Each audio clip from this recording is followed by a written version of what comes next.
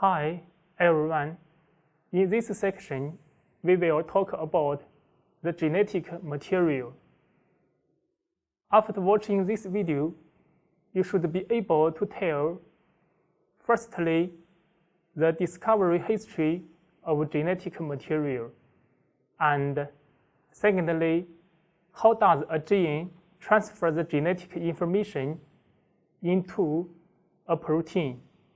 Nowadays, it is widely known that DNA is the genetic material.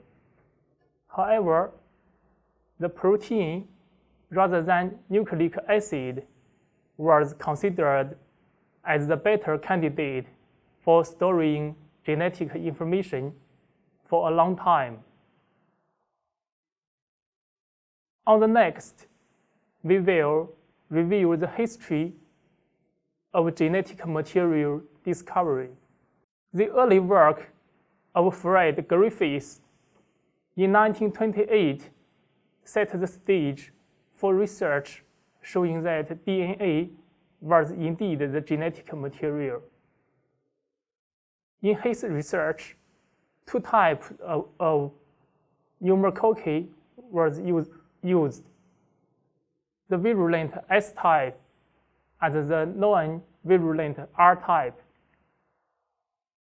Griffiths found that if he boiled the virulent bacteria and injected them into mice, the mice was not affected, while the mixture of boiled S-type and the live R-type can cause mice to death. The S-type bacteria can be isolated from the dead mice. Therefore, there must be something that can transform the R-type into S-type. Oswald Avery and his colleagues then set out to discover which constitute in the heat-killed virulent pneumococci was responsible for transformation. They used enzymes to selectively destroy DNA, RNA, or protein in purified extracts of virulent S-type strains. They then exposed non-virulent R-type strains to the treated extracts.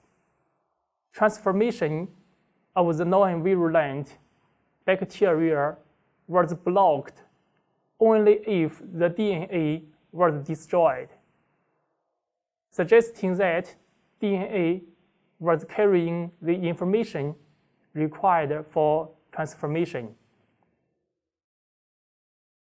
Alfred Hershey and Martha Chase wanted to know if protein or DNA carried the genetic information of a bacteria virus called T2 bacteriophage.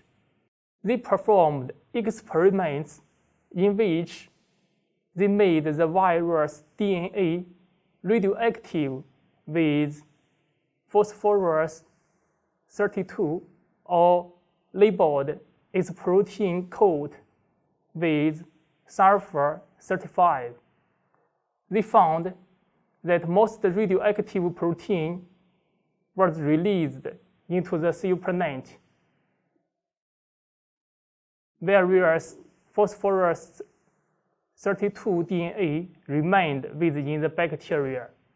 Since DNA entered the cells and the T2 progeny was produced, the phage DNA must have been carrying the genetic information. The most common form of DNA structure in cells is the B form. The two polynucleotide strands of DNA fit together much like the pieces in a jigsaw puzzle. DNA replication is an extraordinarily important and complex process upon which our life depends. During DNA replication, the two strands of the double helix are separated. Each then serves as a template for the synthesis of a complementary strand according to the base pairing rules. Each of the two progeny DNA molecules consists of one new strand and one old strand, and the DNA replication is said to be semi-conservative. Most of the genes found in bacterial genomes encode proteins. However, DNA does not serve directly as the template for protein synthesis. Rather, the genetic information in the gene is transcribed to give rise to a messenger RNA, which is translated into a protein. Ribonucleic acid is a polymer of ribonucleotides that contains the sugar ribose and the bases adenine, guanine, cytosine, and uracil. Most RNA molecules are single-stranded.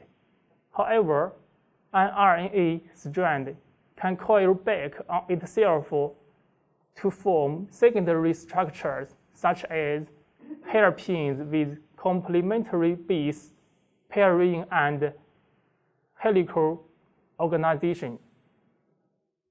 Protein synthesis is called translation because it is a decoding process. The code word are 3 letters. Each codon is recognized by an anticodon present on a tRNA molecule. The codon AUG is almost always the first codon in the protein coding portion of mRNA molecules. It is called the start codon because it serves as the start site for translation by coding for the initiator tRNA. 3 other codons, UGA, UAG, and UAA, are involved in termination of translation and are called stop or nonsense codons. These codons do not encode an amino acid and therefore do not have a tRNA bearing their anticodon.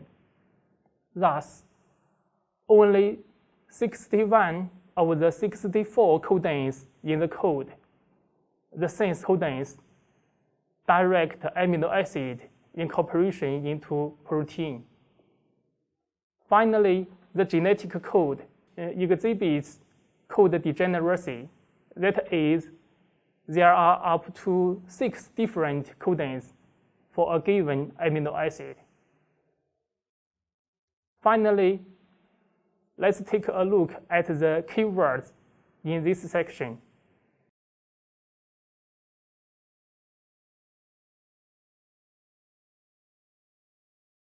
Okay, that's all for this section.